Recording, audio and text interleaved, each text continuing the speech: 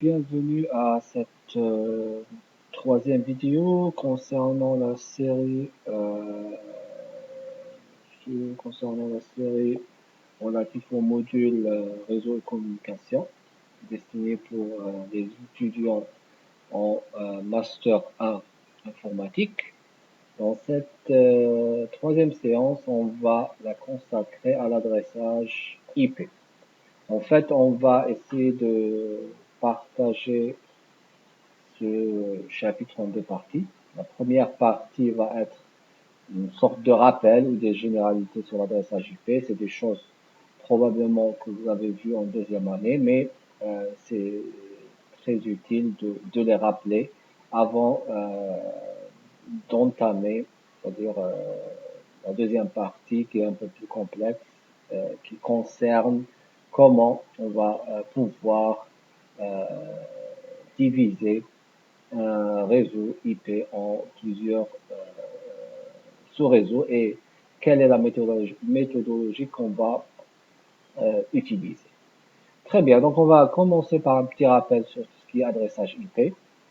D'accord, donc rappelons que l'adressage IP est utilisé sur la couche réseau. Donc tout paquet sur la couche réseau dispose de deux adresses. Une adresse source de la machine qui a créé le paquet et une adresse IP destination qui est l'adresse IP de la machine qui va recevoir le paquet sur la couche réseau. Très bien. Donc essayons de détailler un petit peu ça. Donc si je prends cet exemple-là, l'adresse 192, 168, 132.24, c'est une adresse IP. Donc le format, c'est une adresse sur 32 bits. Donc généralement, on divise l'adresse en quatre parties. Donc on aura 4 octets. Donc ce sera 4 octets sur chaque partie. Donc 8 bits fois 4, donc ça nous donne 32. Très bien. Donc les valeurs possibles, donc pour chaque octet, ça va être de 0 jusqu'à 255. Donc c'est des choses probablement que vous connaissez déjà.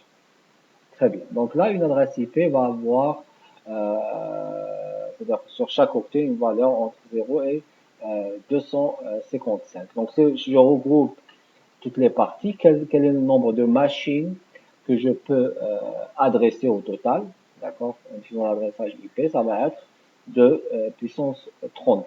Donc j'ai 32 bits, les possibilités que je peux avoir, c'est de puissance 32. Donc une valeur très élevée, donc 4 milliards, 294 millions, etc. Très bien. Donc ça, c'est concernant la représentation, c'est-à-dire binaire des adresses IP, c'est-à-dire qu'on utilise généralement, qu'on représente généralement au format décimal. Très bien. Donc pour simplifier un petit peu les choses. Donc on associe obligatoirement à chaque adresse IP un masque. Donc on l'appelle masque réseau, masque sous réseau, peu importe. Donc c'est pas vraiment c'est problématique. Donc l'appeler masque réseau, masque sous réseau. Donc le masque, qu'est-ce qu'il définit? Il définit en fait dans une adresse IP quelle est la partie fixe et quelle est la partie qui va c'est-à-dire changer, c'est-à-dire en termes de réseau. Donc essayons de expliquer une chose. Donc si vous prenez un réseau local, d'accord, donc vous avez des machines connectées à un réseau local. C'est-à-dire la représentation logique d'un réseau local à travers une topologie en bus. Donc je vais avoir plusieurs machines connectées à un switch, mais on le représente généralement avec une architecture en bus.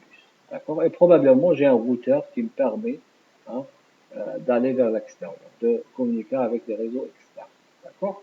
Donc ce réseau local, on lui donne un terme spécifique, c'est ce qu'on appelle un domaine broadcast. Donc domaine broadcast.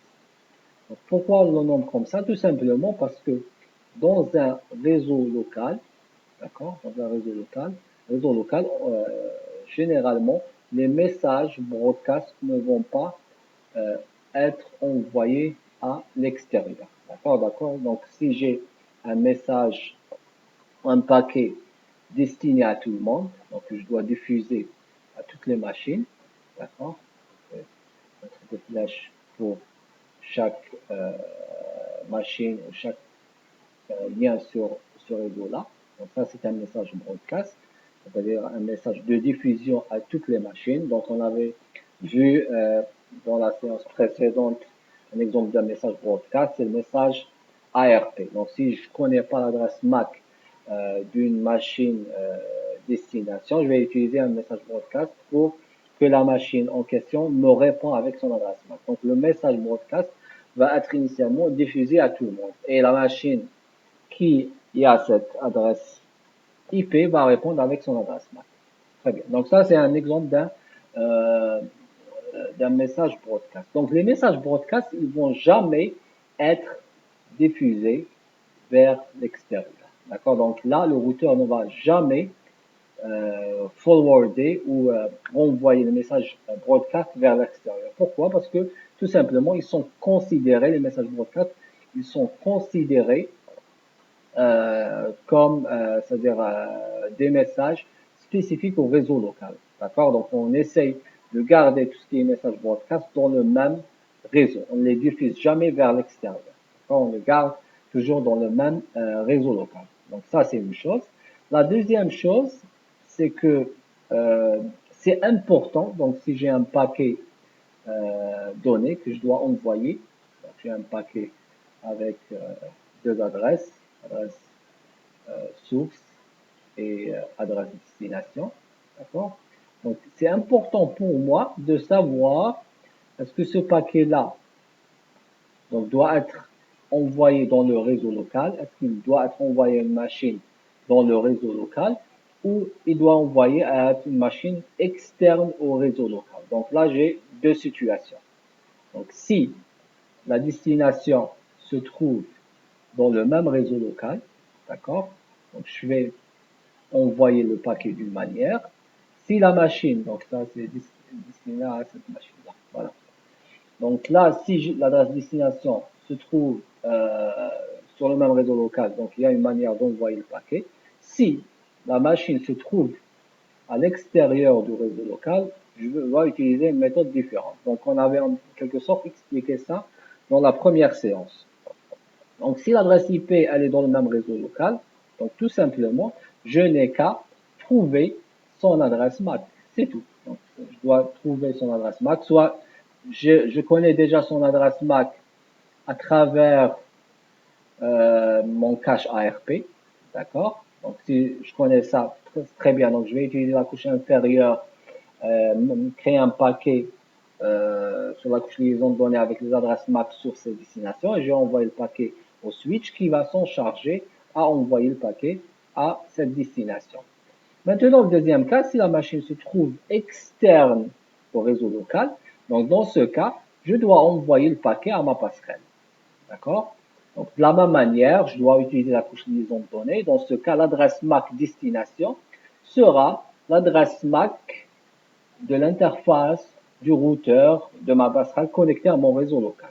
D'accord? Bien sûr, au niveau adressage IP, je ne vais pas toucher aux adresses, donc ils vont rester les mêmes adresses IP sur ces destinations. Par contre, sur la couche liaison de données, donc l'adresse MAC source va être l'adresse MAC de ma machine, donc l'adresse MAC associée à l'adresse IP source, et l'adresse MAC destination, ça va être l'adresse de l'interface du routeur. Donc pour moi, je dois juste envoyer le paquet à mon routeur et le routeur va s'en charger à envoyer le paquet au prochain saut. Donc là, cette introduction est justement pour vous expliquer une chose, c'est que c'est important pour moi de savoir est-ce que l'adresse IP destination, est-ce qu'elle est dans le même réseau local, d'accord, donc je vais utiliser le rouge ici, donc est-ce que je suis ici, donc la destination, est-ce qu'elle est ici, ou bien elle est ici, d'accord, donc c'est important pour moi de savoir est-ce que la destination se trouve dans le même réseau local ou pas. Pourquoi? Tout simplement parce que la manière d'envoyer le paquet va être différente.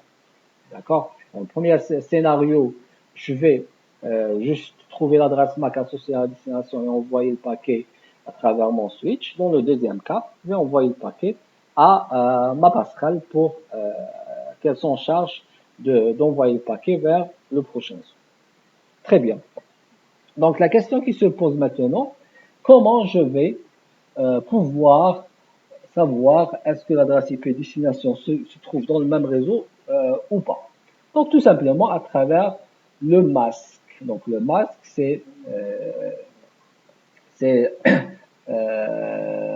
le masque va me permettre de répondre à cette question. Donc le masque, c'est quoi? C'est tout simplement une représentation, c'est-à-dire une représentation qui ressemble à l'adresse IP et qui me permet de distinguer la partie réseau de la partie adressage machine. Ça veut dire je saurai quelle est la partie réseau dans l'adresse et quelle est la partie machine de l'adresse. Donc si on prend l'adresse de tout à l'heure, d'accord?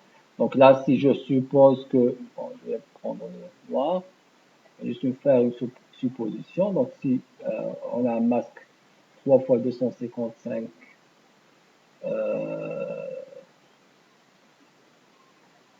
3 fois 255 0, je vais représenter ce masque rapidement.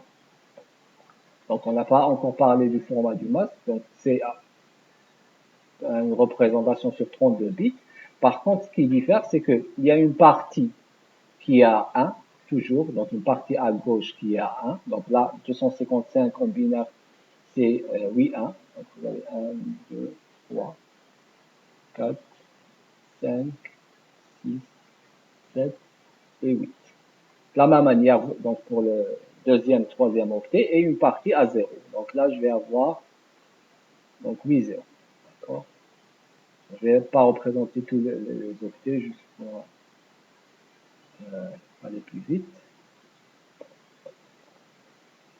Donc là, j'ai 6, 7 et 8.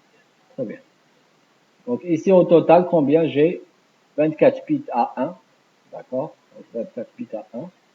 Et 8 bits à 0. D'accord? Donc là, je peux dire facilement que, donc là, c'est une séparation, je ne connais pas compter. Hein, donc je vais avoir ici les 8, 1, 8. 8, 1 ici aussi. Donc au total, je vais avoir 24. Donc je peux dire que cette partie-là représente le réseau et cette partie-là représente la machine. Donc généralement, on utilise le terme host ou bien hôte, etc. D'accord, pour la partie machine. C'est-à-dire que si je prends une autre adresse, donc qui est l'adresse destination, et si je vais essayer de trouver son adresse, l'adresse du réseau auquel elle appartient, si je trouve la même adresse, ça veut dire que les deux adresses IP appartiennent au même réseau. Si je trouve une adresse IP différente, tout simplement, je vais conclure que la destination se trouve dans un réseau différent. Donc, comment je vais faire cette opération? Tout simplement en faisant l'opération AND. D'accord? Donc, en faisant un et logique hein, entre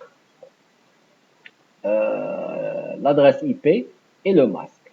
D'accord? Donc, si je fais le et logique, donc regardez, donc vous avez une valeur ici avec un et logique avec des 1 partout. Donc, je vais garder, donc le résultat, ça va être, donc je vais mettre égal, donc 192 et logique 255, ça va me donner 180.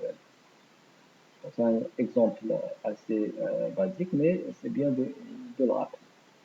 D'accord? Donc 168 de la même manière, donc effacer, utiliser le... Voilà.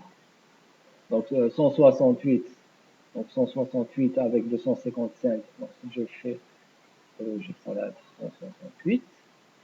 Et de la même manière, 132, je vais garder la même chose.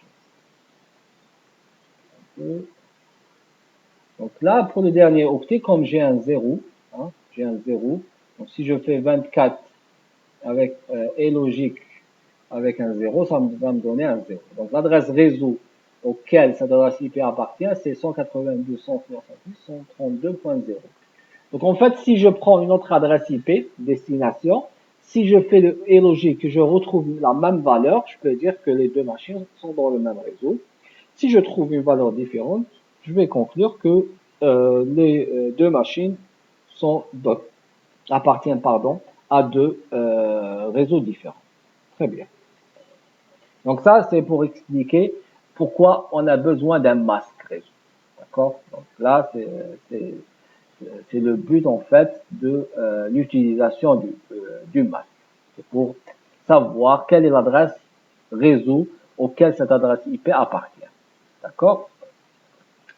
Très bien. Donc là, à partir du masque, je peux avoir plusieurs informations. D'accord?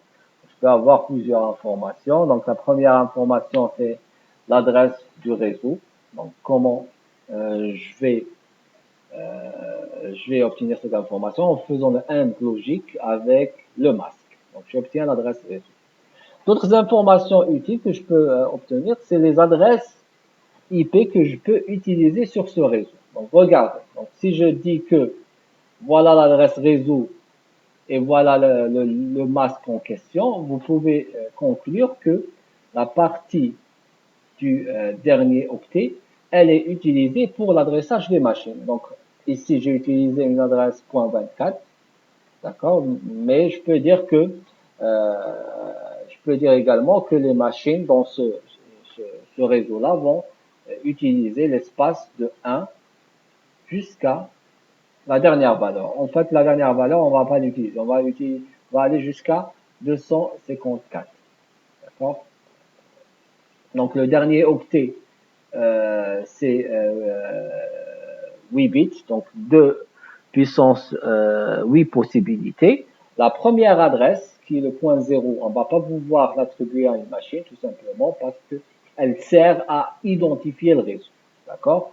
Donc, la première adresse, donc c'est point 0, vous n'allez pas pouvoir l'utiliser parce que elle, elle permet d'identifier le réseau. De la même manière, la dernière adresse, l'adresse .255, elle va servir à la diffusion. Donc là, c'est tout ce qui est diffusion. Donc diffusion, on va mettre diffusion,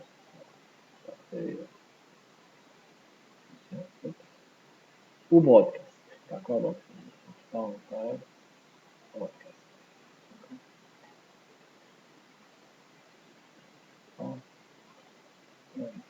Très bien. Donc la première et la dernière adresse ne sont pas utilisables. Donc la première adresse sert à identifier le réseau et la dernière adresse sert comme adresse de diffusion ou broadcast. Donc si je veux envoyer un paquet IP à tout le monde, je vais utiliser la dernière adresse. Donc ce qui est entre les deux, c'est les adresses utilisables. Donc là, si je prends l'exemple de tout à l'heure, donc cette adresse IP, donc qu'est-ce que je peux dire? Je peux dire que elle appartient au réseau 192.168.132.0. Les adresses utilisables dans ce réseau sont les adresses 192.168.132.1 jusqu'à 192.168.132.254. D'accord? Et l'adresse broadcast dans ce réseau, c'est 192.168.132.255. Très bien. Donc là, déjà à partir d'une adresse IP hein, et un masque, regardez combien d'informations on a pu obtenir. D'accord? Et c'est-à-dire, je rappelle aussi que, c'est-à-dire, si vous avez deux adresses IP sur ces destinations, vous pouvez tout simplement prendre ces deux adresses, appliquer le masque et regarder si vous obtenez le même réseau ou pas. Donc, si c'est le même réseau, donc ils vont être dans le même domaine broadcast. Donc, ils vont être dans le même réseau. Si vous obtenez deux adresses réseau différentes, ça veut dire que les deux machines appartiennent à deux réseaux différents. Donc là, logiquement, donc dans mon réseau local, hein, donc je peux faire une petite représentation de mon réseau local. Hein.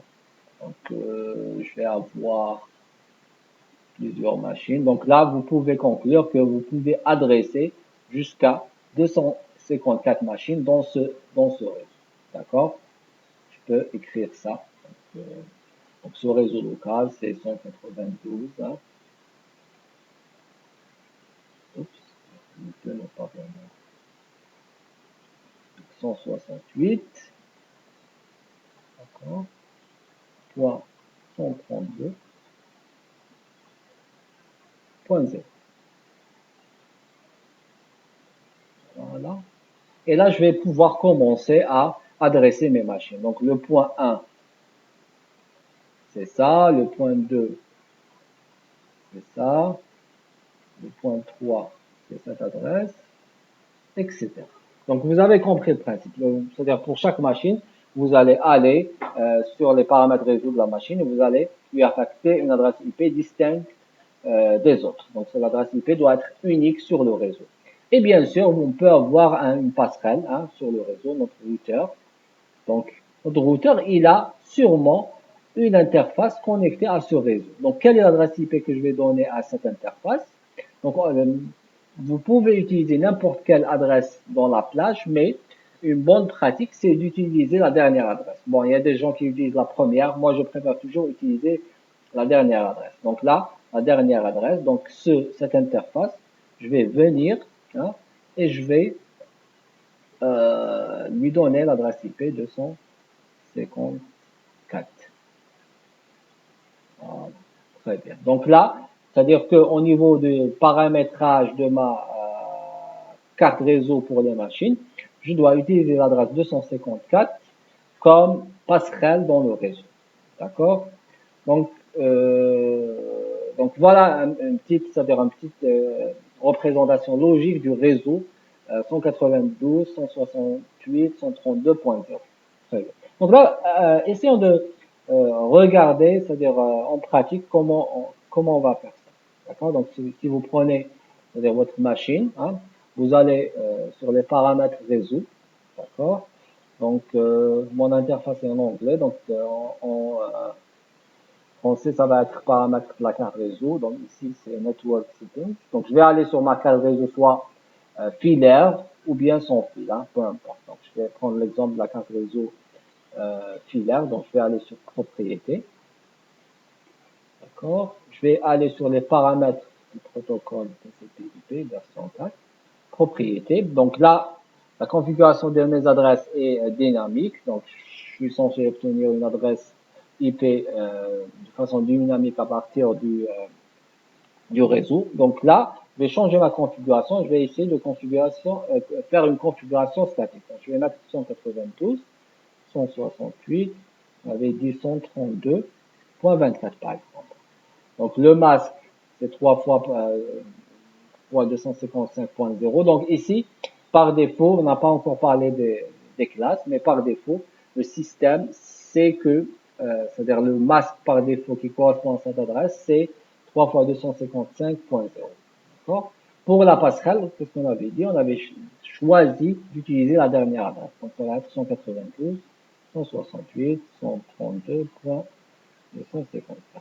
Et voilà, donc là, j'ai pu configurer les paramètres IP sur ma machine. Donc, je peux aller sur la ligne de commande et je peux vérifier ça avec la commande IP config. Donc là, je vais juste aller sur le point répertoire.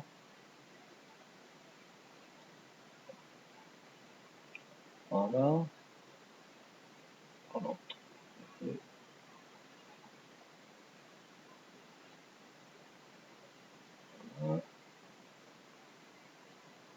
Donc là, vous voyez très bien que j'ai pu changer les paramètres de ma carte réseau. Donc là, on va chercher. Bon, la carte en question, elle est déconnectée. Donc c'est pour ça qu'on n'a pas pu afficher les paramètres. Donc ça, c'est les paramètres de la carte sans fil. Mais bon, vous avez compris l'idée. Donc l'essentiel, c'est de savoir comment vous allez configurer votre carte réseau par rapport à l'adressage que vous avez utilisé. Très bien. Donc là, c'était un petit peu, c'était une explication de c'est quoi une adresse IP, le masque associé, pourquoi on a besoin du masque, etc. Très bien. Je vais essayer de revenir sur le site. Voilà, maintenant, on va passer. Donc là, on avait expliqué, c'est-à-dire l'écriture binaire, c'est-à-dire on utilise, c'est-à-dire un format binaire, mais la représentation des adresses se fait à travers une représentation décimale. D'accord. Là, c'est c'est-à-dire la représentation binaire d'une adresse IP en format décimal.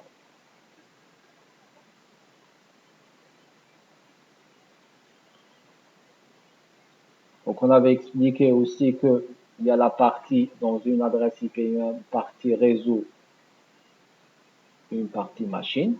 D'accord?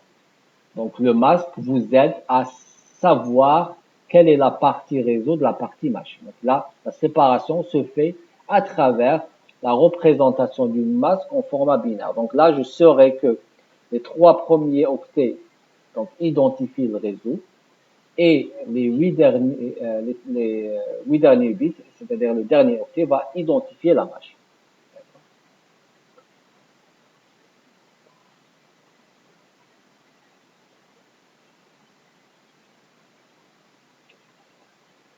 Donc, j'avais oublié d'expliquer aussi quelque chose d'important, c'est la représentation du masque. Donc, généralement, c'est-à-dire pour représenter un masque, on utilise c'est-à-dire le format décimal, mais souvent, vous pouvez trouver dans la littérature une représentation quelque sorte compacte ou qui résume, c'est-à-dire le masque.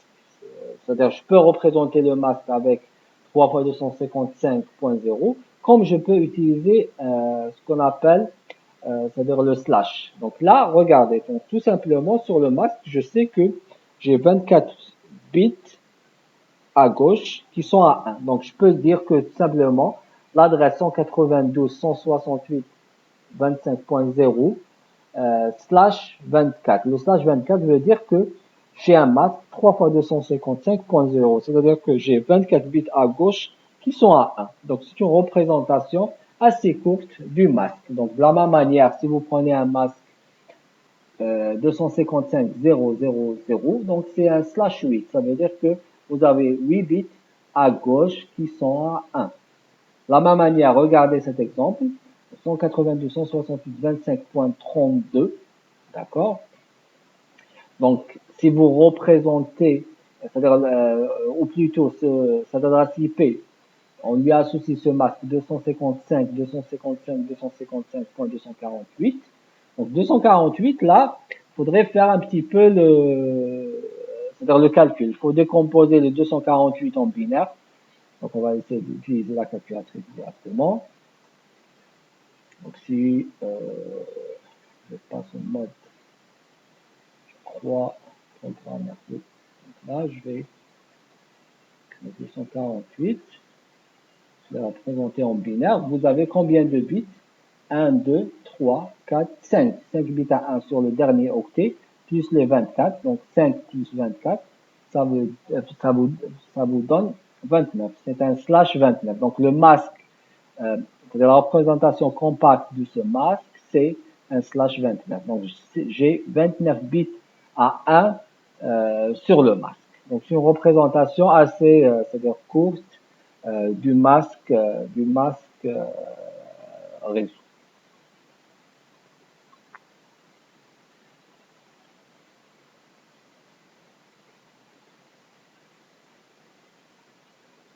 Donc maintenant, ce qu'on va expliquer, c'est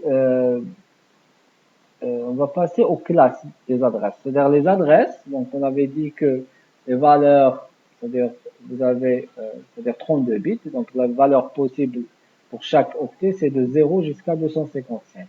Donc on a préféré décomposer ces adresses-là, donc ces adresses-là en classes. Donc chaque classe va contenir un certain nombre d'adresses.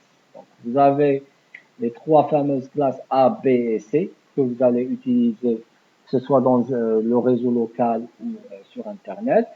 Et les classes D et E sont des classes qui ont une utilisation particulière. D'accord? Donc les adresses de classe A, c'est les adresses qui commencent de 000 jusqu'à 125, 255, 255, 255. Quelle est la particularité de ces adresses? C'est qu'ils ont un masque par défaut de 255.000. Ça veut dire qu'on va utiliser le premier octet pour identifier le réseau et les 3 derniers octets pour identifier les machines. D'accord? Donc là, c'est-à-dire par conséquent, le nombre de machines que vous allez avoir sur une adresse de classe A, c'est 2 puissance 24. parce que vous avez 3 octets pour la partie machine, donc ça vous donne un total de 2 puissance 16 adresses. D'accord? Donc vous voyez que ici c'est 16 777 214 adresses. De la même manière, pour les deux autres classes, vous avez la classe B qui commence de 128 jusqu'à 000 jusqu'à 191.255.255.255. D'accord?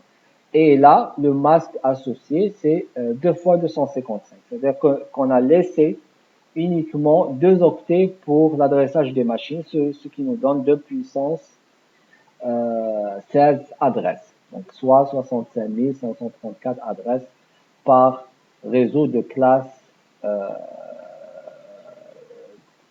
B. D'accord? Par exemple, je peux avoir l'adresse 128, hein, .000, hein.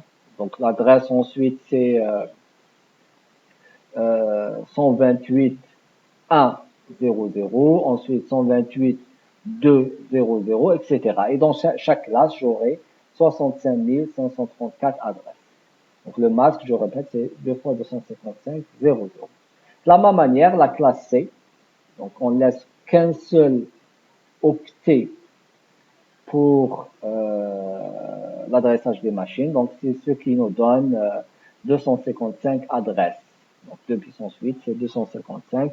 Bien sûr, donc on avait expliqué que la première et la dernière adresse ne sont pas utilisables. Hein.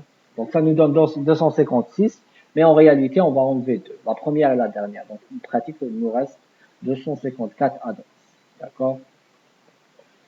Donc là, c'était c'est-à-dire c'est la décomposition des différentes adresses par classe. D'accord? Donc, c'est-à-dire en réalité, hein, en pratique, c'est-à-dire si vous allez utiliser une classe d'adresse A ou B, hein, vous n'allez pas réellement utiliser l'adresse, c'est-à-dire l'adresse réseau telle qu'elle est. Le but réellement derrière ça, c'est de pouvoir décomposer encore cette adresse réseau en sous-réseau. Donc ça fera l'objet de la partie 2 de cette séance, donc la décomposition d'une adresse réseau en sous-réseau. Mais c'est-à-dire ça nous laisse encore, c'est-à-dire le nombre assez important pour l'adressage des machines. Donc là, l'utilisation des classes, c'est pas réellement pour avoir des adresses réseau assez étendues, c'est dans le but de pouvoir encore les décomposer en sous-réseau. Donc là, je reviens sur un point aussi important, c'est les adresses réservées. Donc il y a un certain nombre d'adresses qui sont réservées. Bon, je dirais pas qu'ils sont réservés, ça ne veut pas dire que vous n'avez pas le droit de les utiliser, mais ils sont réservés à vos réseaux locaux. Parce que les adresses IP, généralement, ont été créées pour qu'on puisse les utiliser sur Internet.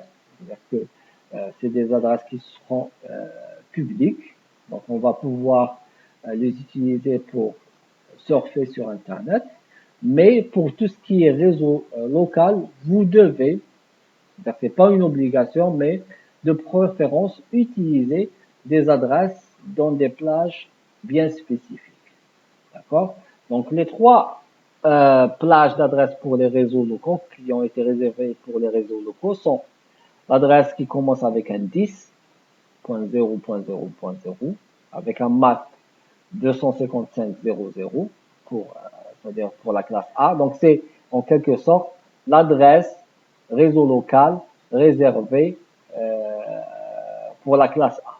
Donc, si vous voulez utiliser une adresse classe B, donc c'est 172.16.0.0, d'accord? Et si vous voulez utiliser une adresse de classe C, 192.168.0.0. Donc là, ils ont utilisé un masque, c'est-à-dire différent. Donc, ils ont utilisé un masque différent. Donc là, c'est pas vraiment le masque associé à l'adresse, mais c'est pour représenter la plage.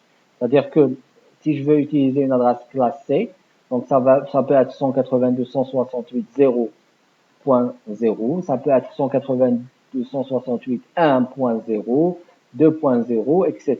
D'accord? Donc là, en quelque sorte, c'est la plage des adresses privées pour la classe C.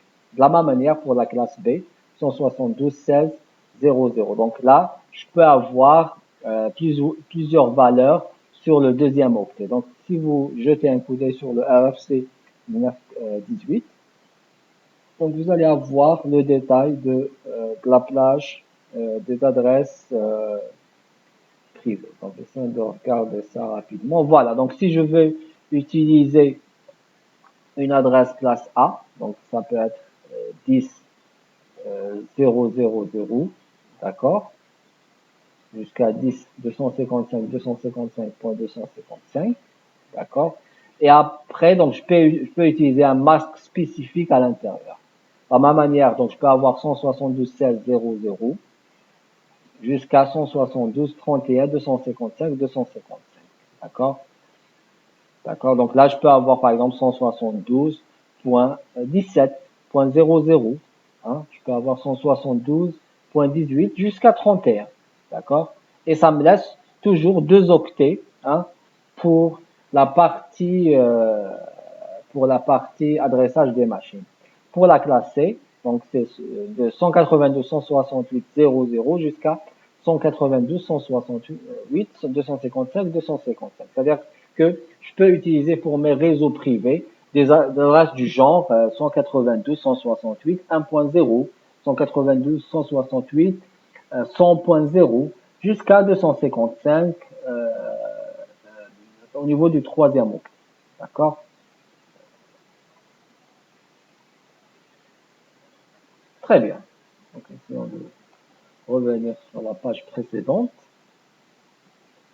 Donc ça, c'était une remarque concernant les adresses réservées au réseau local. Et le reste des adresses qui ne sont pas dans ces plages-là, qui sont considérées comme des adresses IP publiques qu'on va utiliser sur Internet. C'est-à-dire que au niveau de la configuration de votre réseau local, il est recommandé d'utiliser des adresses réseau dans ces plages-là. Très bien. Donc on avait parlé des classes. Donc, c'est-à-dire juste une dernière remarque. Donc, on avait mentionné le protocole IPv4. Donc, c'est le protocole qu'on est en train d'expliquer, d'accord. Mais il y a eu aussi une autre version qui est la version IPv6. La version IP version 6 essaye de répondre à la problématique dans laquelle, c'est-à-dire on s'est retrouvé parce que on a senti qu'il y aura probablement un épuisement des adresses IP. Donc, on a pensé à une nouvelle version qui va étendre le nombre d'adresses possibles. C'est-à-dire, on est passé de 32 bits à 128 bits. D'accord? Donc, dans une adresse IPv6, vous pouvez avoir 2 puissance 128 bits possibilités. Donc là, la version IPv6 a été introduite dans le but d'étendre, c'est-à-dire la plage des adresses IPv4 qui probablement peuvent être utilisées dans le futur. Je pense que ça résume un petit peu, c'est-à-dire la partie adressage. Donc, je vous remercie pour votre attention et on va se revoir dans la partie 2 concernant la décomposition d'un réseau en sous-réseau.